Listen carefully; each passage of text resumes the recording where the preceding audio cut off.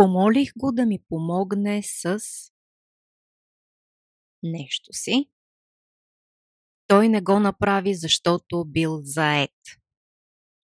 Позната ситуация за много от нас, дали сте мъж или жена, всички сме изпадали в подобна ситуация, когато сме имали нужда от нечия помощ, обикновено на най-близкия човек до нас, и тази помощ ни е била отказвана.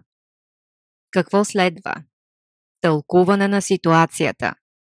Несправедливо е от негова страна да постъпва така, когато аз правя толкова много за него. Това е типичното поведение на жертвата. Прехвърляме вината, започваме да анализираме ситуацията.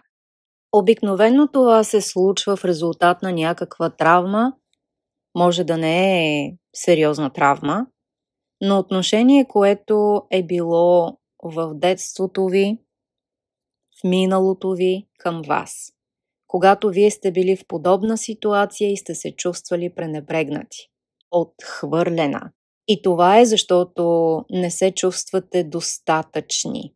Ситуацията може да е безобидна, може въобще да няма нищо общо с това, което си мислите, сценария, който разигравате в главата си. Свързана е с чувствата, които вие прикрепяте в тази ситуация, с вашата интерпретация на ситуацията. Тоест, вие създавате някаква въображаема ситуация, която може да няма нищо общо с реалността. И е хубаво да запомните, че нямаме контрол над другите, но можем да контролираме себе си. Тоест, вие можете да решите как да се чувствате в една такава ситуация. Ако вие се чувствате достатъчни, няма да се създава подобен сценарий. Какви са възможните решения? Запитайте се първо. Наистина ли е спешно? Може ли да почака? Реплика, която може да използвате. Разбирам, че си зает, но това е важно за мен. Би ли отделил време да ми помогнеш? Кога можеш да ми помогнеш? Ако наистина е спешно, можете да кажете няма проблем, ще намеря някой друг да ми помогне. Или може да намерите друг вариант, за да се справите. Това, което трябва да разберете в този случай, в тази ситуация, а тя може да е различна, но да води до същото усещане, че сте отхвърлени, пренебрегнати, недостатъчни, ненужни, може да продължите листа с още думи как се чувствате. Тъжна, безпомощна, наранена. Искам да направите един дълъг списък. Какво още можете да запишете? Сетете се за ситуация, която ви е накарала да се чувствате така. След което се замислете върху това. Чувствам се отхвърлена, неразбрана, ненужна, защото моите нужди не са посрещнати.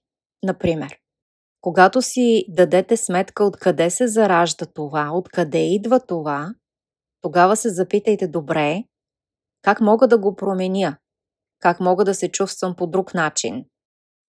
Споделете го с човека до вас. Кажете, когато те помоля за нещо и ти кажеш, че нямаш време, звучи все едно ме отхвърляш и не мислиш, че съм важна. Това ме наранява.